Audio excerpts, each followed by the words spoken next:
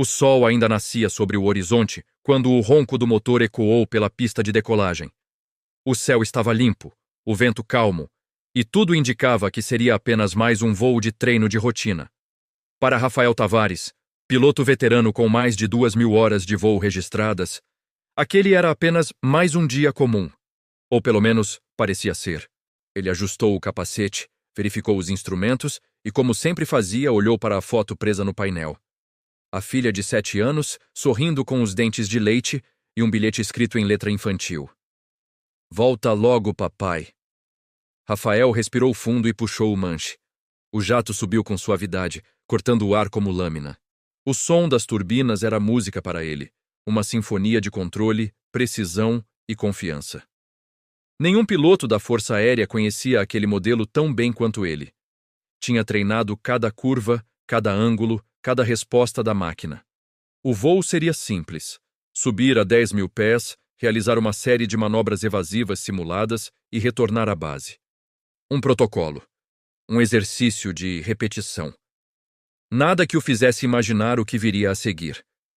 A torre de controle confirmava tudo em voz tranquila. Tavares. Confirmação de rota. Condições climáticas ideais. Pode prosseguir. Ele respondeu com segurança. Cópia, torre! Subindo para 10.000 pés, tudo dentro do esperado.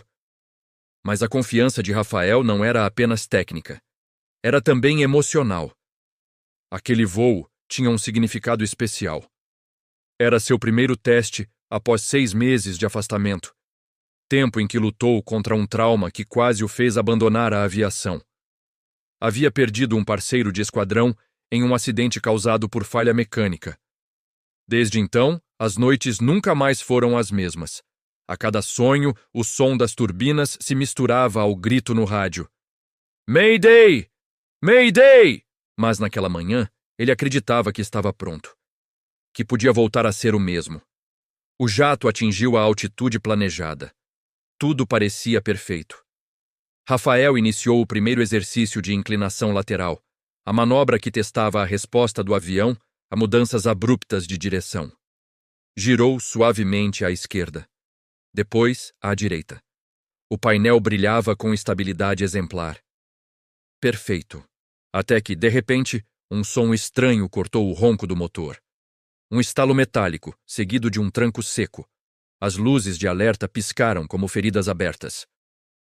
Falha no motor direito, ele murmurou, sentindo o estômago afundar. O painel agora mostrava uma queda brusca na pressão hidráulica. Torre, aqui é o Águia 03. Estou perdendo potência no motor direito, tentando estabilizar. Silêncio. Apenas o barulho do vento cortando a fuselagem.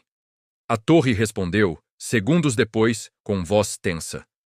Águia 03, confirme a altitude. Recomendamos retorno imediato à base. Negativo, respondeu Rafael.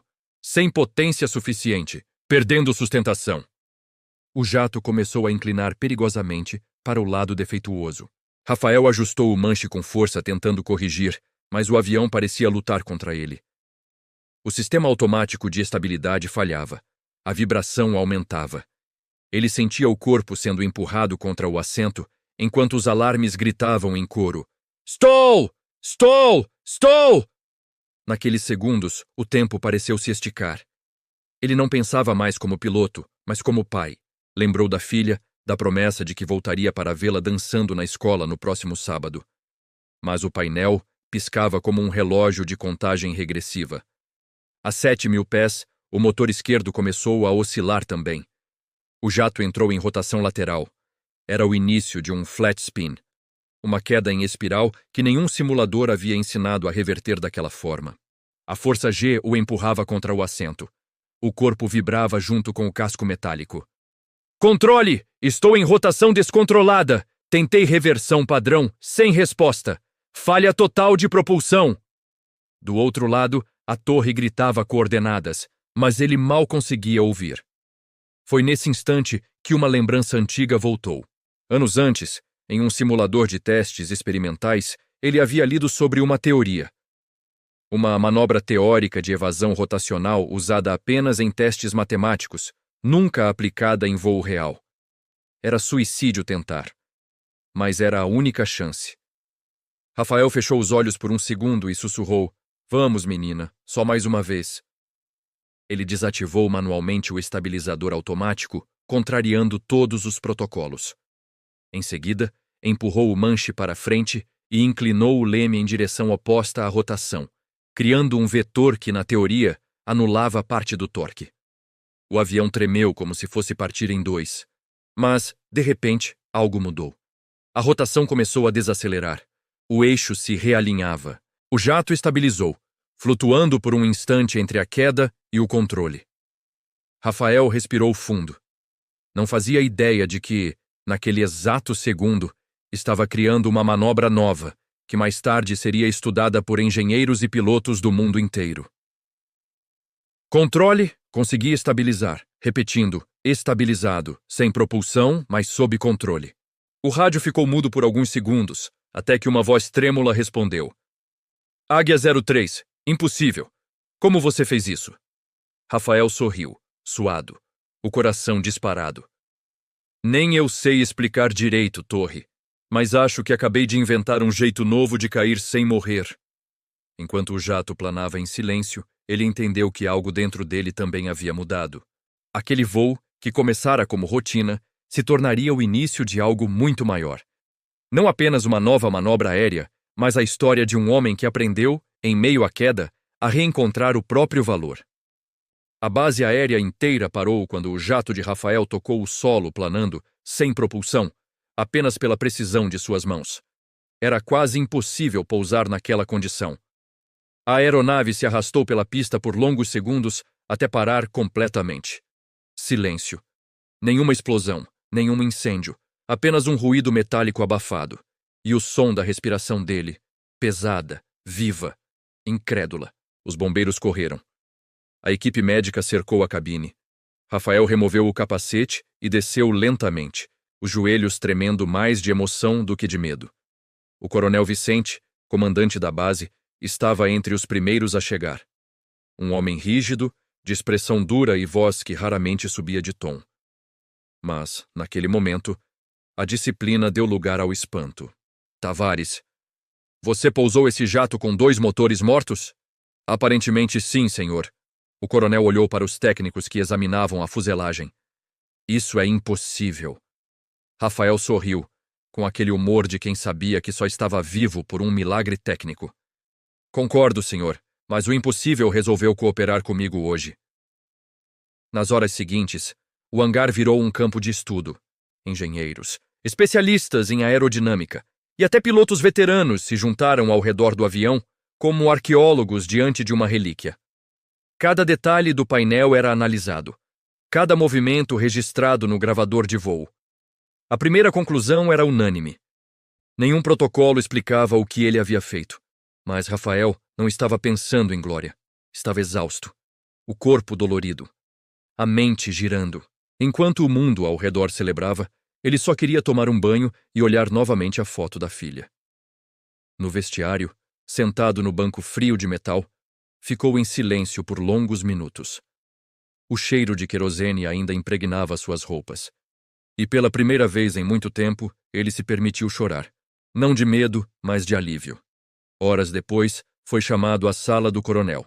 Vicente estava lá, acompanhado de 2 engenheiros civis do Instituto de Aviação. Tavares, precisamos entender o que aconteceu lá em cima. Rafael respirou fundo. Eu também, senhor. Você fez algo que não existe nos manuais. O jato entrou em rotação completa. Qualquer outro piloto teria ejetado. Eu pensei em ejetar, admitiu Rafael. Mas algo me disse para tentar mais uma vez. Algo? Rafael hesitou. A voz da minha filha. Eu ouvi ela dizer, volta logo, papai.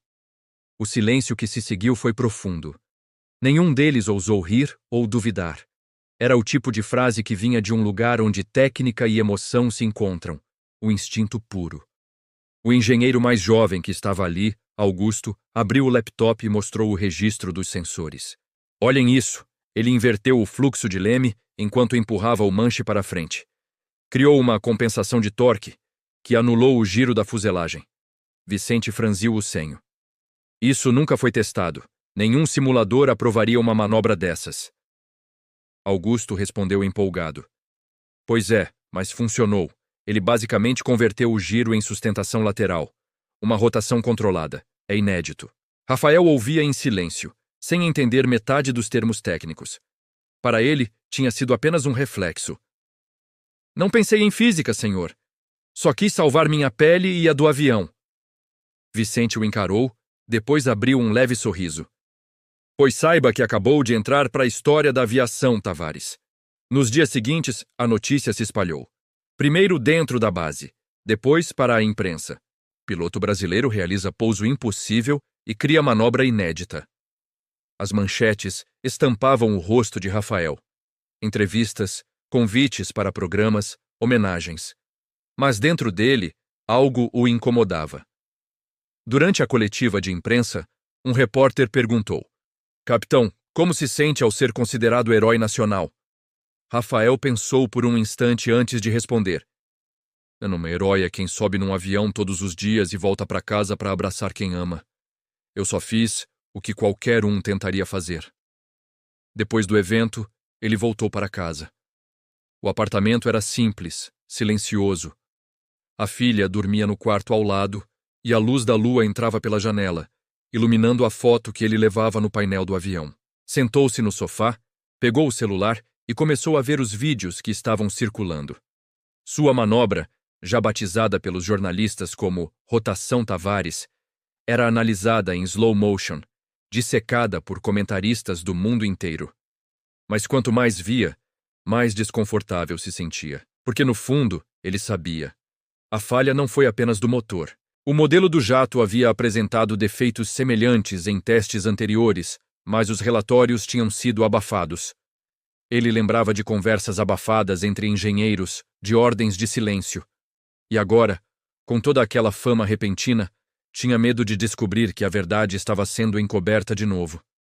Naquela noite, enquanto a filha dormia abraçada ao ursinho, Rafael prometeu a si mesmo: se esse avião falhou por negligência, alguém vai ter que responder. Ele não sabia, mas aquele juramento seria o início da parte mais perigosa de sua vida. Uma batalha não no céu, mas em terra firme, contra gente poderosa, disposta a tudo para esconder a verdade. Na manhã seguinte ao pouso histórico, Rafael acordou com o telefone tocando sem parar. Produtores de TV, jornalistas, até o ministro da Defesa queria parabenizá-lo. O país inteiro comentava sobre a manobra impossível. Em menos de 24 horas, o vídeo gravado da torre de controle já tinha viralizado. Os apresentadores o chamavam de herói dos céus. As crianças imitavam o gesto dele empurrando o manche. As pessoas o abordavam na rua. Mas para Rafael, o barulho do sucesso era apenas ruído. Ele não se via como um símbolo. Era só um homem tentando entender por que quase morreu. Na base aérea, os engenheiros iniciavam uma investigação formal. O coronel Vicente convocou uma reunião fechada com representantes da fabricante do jato, a empresa Aerosystems, responsável por toda a frota de treinamento. 3 homens engravatados chegaram em um carro preto. O principal deles, Dr. Norberto Brandão, trazia um sorriso polido e uma pasta de couro cara, o tipo de sorriso que mais parecia um escudo. Capitão Tavares, ele disse apertando a mão de Rafael. Que honra conhecê-lo. O senhor salvou não apenas a própria vida, mas também a reputação da nossa aeronave. Rafael o olhou nos olhos. Reputação. Essa palavra soava estranha quando se falava de uma máquina que quase o matou. Os engenheiros da empresa começaram a apresentar relatórios técnicos. Tudo muito rápido, com gráficos coloridos e termos complexos. Como podem ver, disse Norberto, a falha foi causada por interferência atmosférica, algo fora do controle humano, nenhum defeito estrutural. Rafael interrompeu. Com todo respeito, doutor, eu já ouvi esse discurso antes. O mesmo problema aconteceu há 6 meses, no acidente do Tenente Castro. O silêncio que se seguiu foi desconfortável.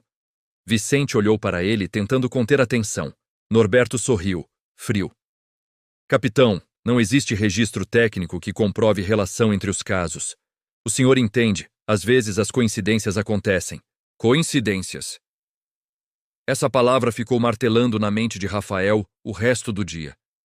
Na saída da reunião, o jovem engenheiro Augusto se aproximou dele discretamente. Capitão, Posso falar com o senhor um minuto? Rafael assentiu. Acho que o senhor está certo. Aqueles relatórios, algo neles está errado. Há registros de falha semelhante em 2 aeronaves na América do Sul, mas foram omitidos nos dossiês oficiais. Omitidos? Sim. A empresa não queria parar a linha de produção. Se isso vier a público, perde contratos bilionários. Rafael sentiu o estômago gelar. Aquela suspeita agora tinha nome. Corrupção, descaso, vidas trocadas por lucro. Tem como provar? Tenho acesso ao sistema interno. Mas é arriscado. Eles monitoram tudo. À noite, Rafael foi até o hangar. O jato que ele havia pousado estava coberto por uma lona azul, isolado por fitas de segurança. A lua refletia na fuselagem como em um espelho frio. Ele levantou um pedaço da lona e passou a mão no metal riscado. Você me salvou, garota, sussurrou. Agora é minha vez de te defender. Enquanto falava, ouviu passos se aproximando. Era o coronel Vicente. Não devia estar aqui, Tavares. Só vim ver a máquina, senhor. Vicente se aproximou. Você está mexendo com coisa grande. Já recebi ligação de Brasília. Querem que o caso seja arquivado rápido. Arquivado? Rafael ergueu a voz. Quase morri, coronel. E se outro piloto morrer amanhã? O olhar de Vicente endureceu. Não confunda heroísmo com insubordinação. Há forças acima de nós. Com todo respeito, senhor. Há vidas abaixo delas. O coronel ficou em silêncio por um momento, depois virou as costas. Cuide-se, Tavares. Às vezes quem descobre a verdade acaba desaparecendo com ela. Naquela noite, Rafael não conseguiu dormir. As palavras de Vicente ecoavam como trovões. Ele abriu o notebook e escreveu um relatório próprio, descrevendo cada detalhe da falha e da manobra. Incluiu medições, tempo, altitude, vibrações, tudo o que lembrava. Salvou-o em um pendrive e o escondeu dentro de um livro da filha, o preferido dela, O Pequeno Príncipe. Dias depois, Augusto o procurou de novo. Capitão, consegui os arquivos. Preciso te mostrar. Encontraram-se num café simples, longe da base. O jovem colocou o laptop sobre a mesa e abriu uma pasta de documentos. Lá estavam relatórios de falha idêntica, ocorrida em outros países, todos classificados como anomalias isoladas. Aqui, disse Augusto apontando. Assinatura digital do mesmo engenheiro responsável pelo seu jato. Eles sabiam do risco. Rafael olhou para os arquivos e sentiu um misto de raiva e impotência. Quantos morreram por causa disso? Pelo menos 9 pilotos, capitão, e todos os casos abafados. Antes que pudessem falar mais, um carro preto estacionou do outro lado da rua. 2 homens de terno desceram e olharam diretamente para eles. Augusto empalideceu. Eles me rastrearam. Sai daqui, Rafael ordenou. Agora. Eu cuido disso. Os homens atravessaram a rua. Rafael fechou o laptop, levantou-se e olhou firme para eles. Posso ajudar? Um deles sorriu, frio como aço. Não, capitão. Só queremos garantir que o senhor continue seguro. E em silêncio. Ele entendeu o recado. Aquilo não era uma conversa. Era uma ameaça. Enquanto voltava para casa, o coração batia acelerado. Ele sabia. A manobra que o tornara herói agora o colocava na mira de quem vivia das quedas alheias. Mas, olhando para o horizonte escuro, murmurou para si mesmo. Se tentarem me calar, vou gritar mais alto. O céu me ouviu uma vez, vai me ouvir de novo. E assim começou uma guerra silenciosa. Um piloto contra um sistema inteiro, onde a verdade voava mais alto que qualquer jato. Na manhã seguinte, Rafael acordou com a sensação de estar sendo observado. O relógio marcava 6h20. Lá fora, a cidade ainda acordava, mas algo no ar estava errado. O carro preto que vira na noite anterior estava estacionado na esquina da rua novamente. Os vidros escuros, o motor ligado, o silêncio ameaçador.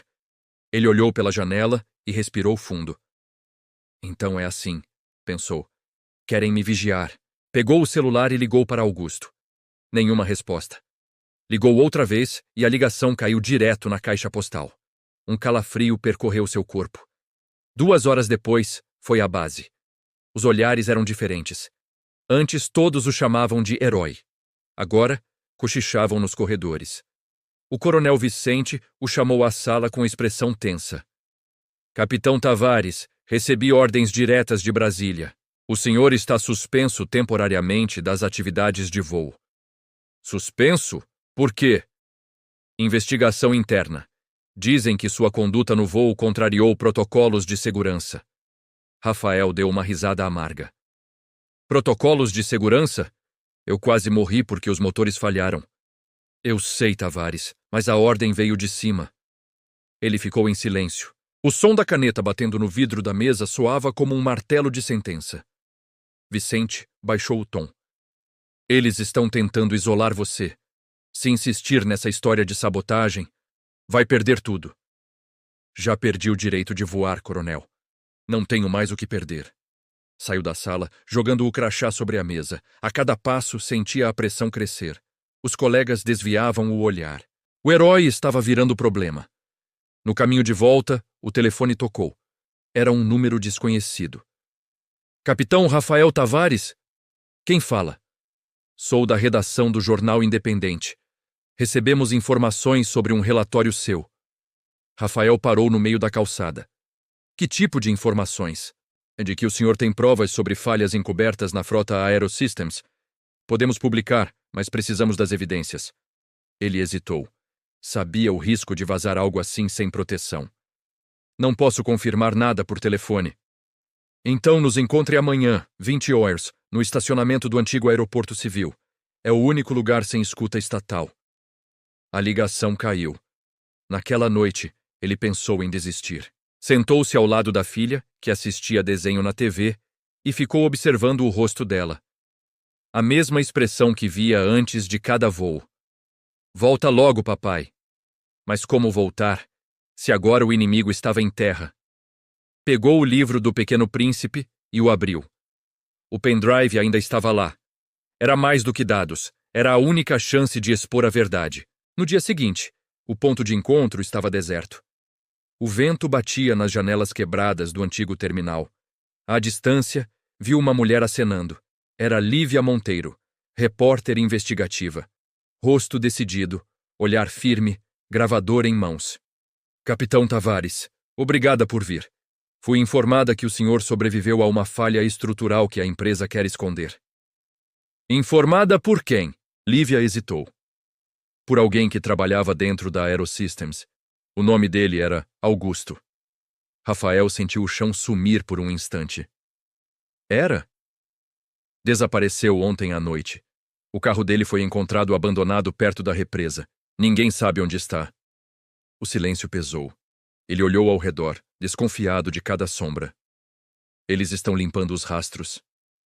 E o senhor é o próximo, se não falar logo. Rafael tirou o pendrive do bolso e o entregou a ela. Aqui está o que eles não querem que o mundo veja. Mas se eu sumir, prometa que vai divulgar tudo. Prometo. De repente, o som de um motor ecoou ao longe. Faróis varreram o estacionamento. Lívia guardou o pendrive no casaco. Eles nos encontraram. Rafael puxou-a pela mão. Correram até o antigo hangar. O carro preto entrou pelo portão, os pneus derrapando. 2 homens desceram com rádios. Rafael e Lívia se esconderam atrás de uma fuselagem enferrujada. Precisa sair daqui agora, ele sussurrou. E você? Eu distraio eles. Ela hesitou. Se fizer isso, vão te prender. Ou pior. Não se preocupa comigo. Só garanta que a verdade voe. Lívia correu para o outro lado do hangar. Rafael levantou-se e caminhou em direção aos homens. Procurando por mim? Um deles apontou a lanterna em seu rosto. Capitão Tavares, está em investigação. Precisa nos acompanhar. Investigação ou silenciamento? Os homens não responderam. Um deles avançou, mas Rafael girou o corpo, aplicando um golpe rápido, fruto de anos de treinamento militar. Correu para o portão lateral e desapareceu na escuridão da pista abandonada. Naquela noite, virou um fugitivo dentro do próprio país. Mas a repórter escapou com o pendrive. E no dia seguinte, a manchete explodiu na internet. Vazamento revela falhas letais em jatos militares e encobrimento da Aerosystems. O governo tentou desmentir. A empresa ameaçou processar.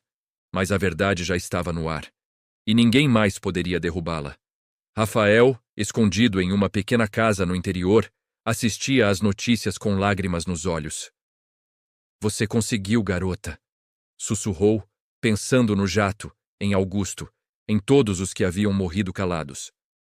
Mas a história ainda não estava encerrada, porque, dias depois, uma mensagem anônima chegou ao seu celular. Missão não concluída. Eles vão atrás da sua filha.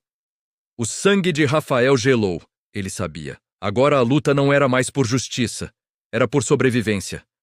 A mensagem piscava na tela do celular, curta e fria como um disparo. Eles vão atrás da sua filha. Rafael sentiu o coração parar por um segundo. A casa simples onde se escondia parecia encolher ao redor dele. Correu até o quarto e viu a menina dormindo. O cabelo espalhado no travesseiro, o mesmo sorriso tranquilo de sempre. Tocou o rosto dela com mãos trêmulas. Não podia deixar que o mundo dos adultos, sujo e corrupto, chegasse até aquele pedaço puro da sua vida. Ligou para o coronel Vicente. Senhor, é urgente. Estão indo atrás da minha filha. Do outro lado, silêncio. Depois, uma voz baixa. Tavares, você não devia ter mexido nisso. Não tenho escolha. Ela é tudo o que tenho. Ouça bem. Há gente muito poderosa envolvida. A Aerosystems não age sozinha.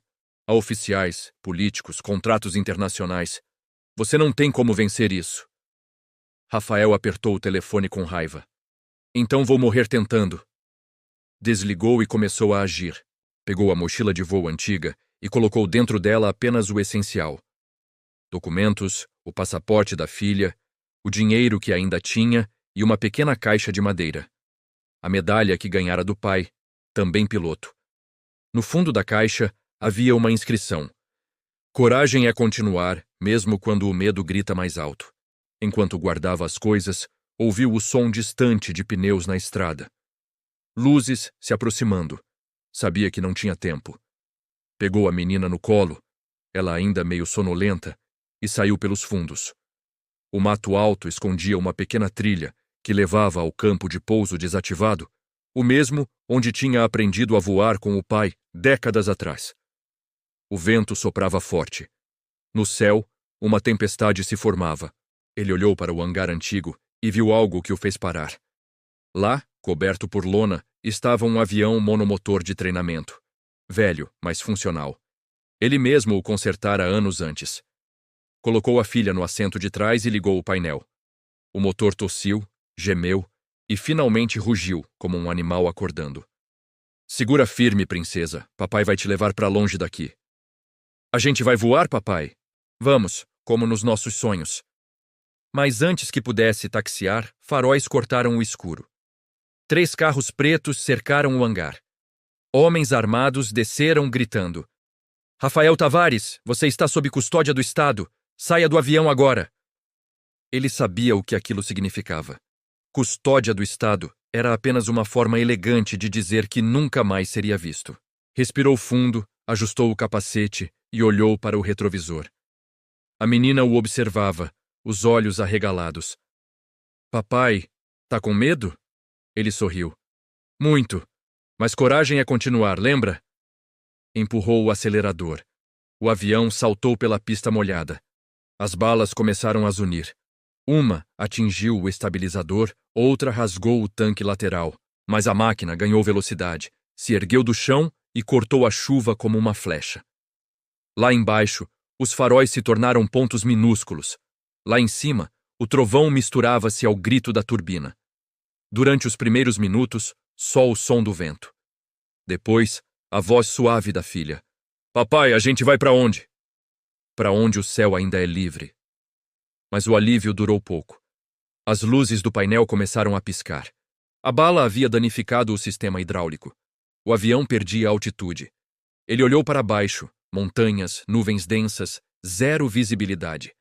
A história parecia repetir-se, outro motor falhando, outra queda inevitável. Mas dessa vez, havia algo diferente. Ele não estava tentando salvar a si mesmo, estava tentando salvar o amor da sua vida. Filha, fecha os olhos e segura forte. Por quê? Porque o papai vai inventar outra manobra. O vento rugia, a tempestade engolia o horizonte. Rafael inclinou o manche e deixou o avião mergulhar de lado. transformando a queda em uma espiral controlada. Era a rotação Tavares, a mesma que havia criado meses antes, agora refeita com uma criança no assento de trás e o coração em chamas. Cada segundo parecia uma eternidade. A fuselagem tremia, o som dos alarmes misturava-se à chuva. Ele viu um vale se abrindo entre as montanhas, a única rota de pouso possível. Girou o leme, estabilizou e puxou o manche com toda a força. O avião deslizou rente às copas das árvores, raspando as asas, até tocar o solo em um campo de terra. Impacto. Poeira. Silêncio. Rafael abriu os olhos. A menina o olhava, assustada, mas viva. Você tá bem, papai? Ele riu, ainda trêmulo. Melhor do que nunca. Minutos depois viu luzes ao longe. Não as dos perseguidores, mas de caminhões civis. Eram moradores da região que haviam ouvido o estrondo. Entre eles, um jornalista reconheceu o rosto do piloto fugitivo e ligou a câmera. Naquele momento, o país inteiro assistiu, ao vivo, ao herói caído que reaparecia, com a filha nos braços e um avião destruído atrás de si. A repercussão foi imediata. O escândalo estourou de vez. Com a exposição, a Aerosystems foi forçada a admitir as falhas e seus executivos foram presos. Augusto foi encontrado vivo, escondido sob proteção internacional. Rafael foi inocentado. Meses depois, na cerimônia de reabilitação, o novo ministro da Defesa o chamou ao palco. Capitão Tavares, sua coragem salvou vidas, expôs verdades e nos fez lembrar do que é a essência da aviação. Confiança. O senhor não apenas criou uma manobra, criou um legado. Rafael olhou para a plateia e viu a filha sorrindo, com uma pequena réplica de avião nas mãos. Aplausos ecoaram, mas ele apenas fechou os olhos e murmurou. Valeu a pena. O vento soprou lá fora, leve, como quem o chamava de volta ao céu. E ele sabia. Alguns homens nascem para cair, só para provar que é possível se reerguer voando. A coragem verdadeira não é a ausência do medo, mas a decisão de agir mesmo tremendo. Rafael provou que quando a verdade tem asas, nenhum poder consegue mantê-la no chão. Se essa história te inspirou, curta, comente e compartilhe. E lembre-se, toda queda pode esconder o início de um novo voo. Você teria coragem de tentar a sua?